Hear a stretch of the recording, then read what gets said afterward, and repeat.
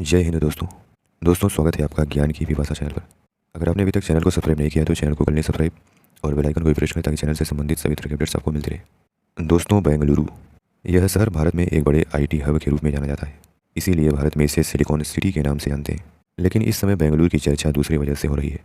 वह वजह है यहाँ पैदा हुए वाटर क्राइसिस यानी कि पानी के संकट की।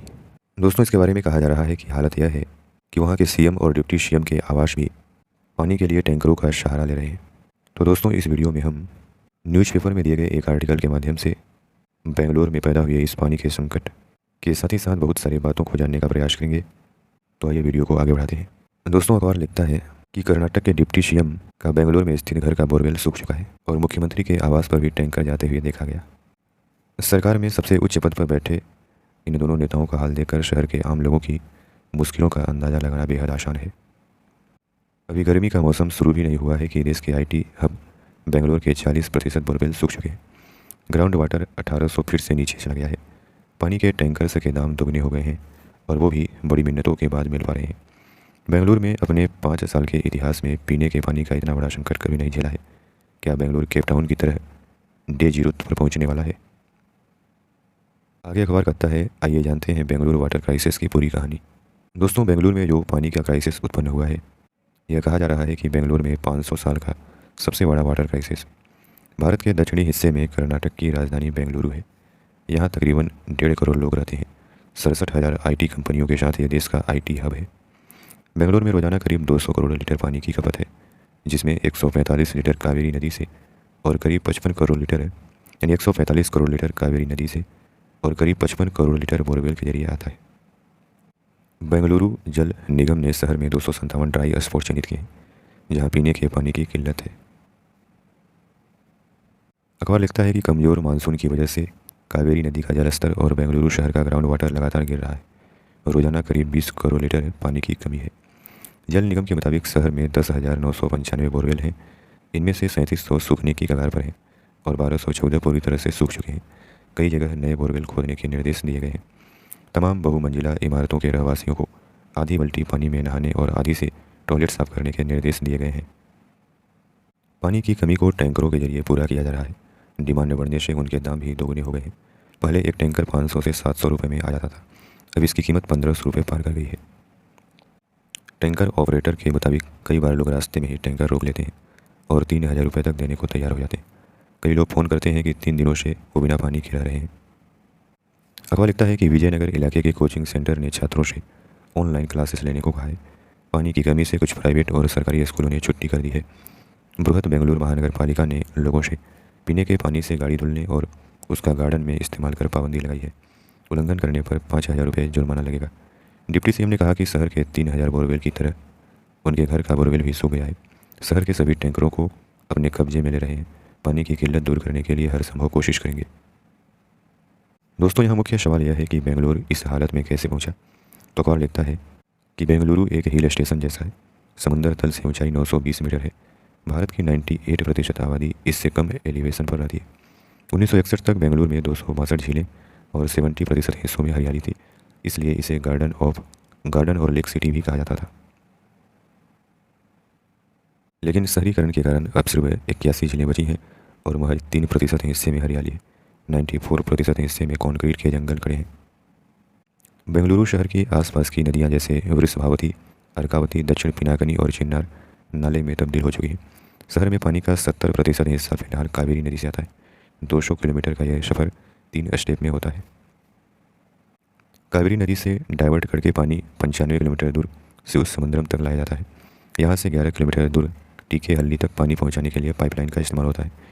इसके बाद ट्रीटमेंट के बाद पंपिंग स्टेशन के जरिए 85 किलोमीटर दूर बेंगलुरु भेजा जाता है। अगला सवाल है कि बेंगलुरु के जल संकट का भविष्य। तो इस पर अखबार लिखता है कि अप्रैल 2024 से कावेरी परियोजना के चरण 5 की शुरुआत हो रही है, जिसमें रोजाना 5 से 10 करोड़ लीटर पानी की पंपिंग शुरू होगी।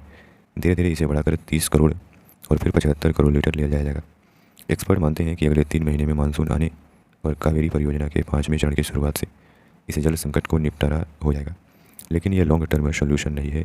जितनी तेज़ी से शहर का विस्तार हो रहा है, 2029 तक यह परियोजना भी नाकाफ़ी हो जाएगी। दोस्तों, ऊपर हमने जिक्र किया जीरो डे। ये जीरो डे क्या होता है? दक्षिण अफ्रीका का केप टाउन 0 डे में पहुंचने वाला दुनिया का पहला शहर है।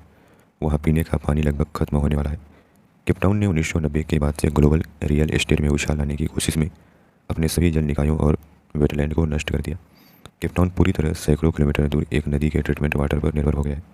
साल दर साल सूखे से नदियाँ में भी पानी कम रह गया है।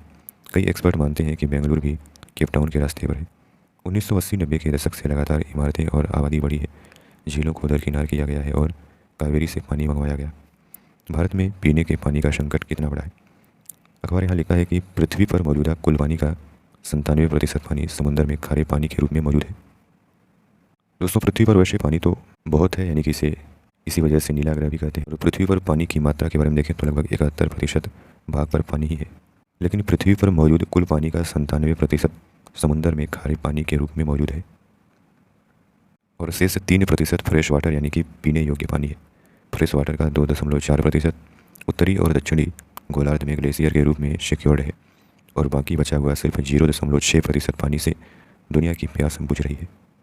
और भारत में दुनिया की लगभग 18% आबादी रहती है और दुनिया में मौजूद पीने के कुल पानी का लगभग 4% यहाँ भारत में पाया जाता है। आंकड़े बताते हैं कि दुनिया में भूमिगत जल का सबसे ज़्यादा इस्तेमाल भारत करता है। 90% भूमिगत जल खेती के लिए निकाला जाता है। संयुक्त राष्ट्र की रिपोर्ट के मुताबिक 2025 तक भारत भूजल जोखिम के चरम बिंदु तक पहुंच जाएगा, जहां सऊदी अरब जैसे देश खड़े हैं। भारत में अभी से 76% लोग गंभीर जल संकट से गुजर रहे हैं। 2019 तक ग्रामीण भारत के सिर्फ 17% घरों में टैप वाटर कनेक्शन है। भारत के 700 जिलों में करीब 40% में भूमिगत जल गंभीर स्तर तक पहुँच चुका है। आगे अखबार लिखता है कि भारत सरकार के थिंक टैंक नीति आयोग ने 2018 में 10 राज्यों के 21 शहरों को चिन्हित किया था, जहां जल्द ही पानी का संकट खड़ा हो सकता है।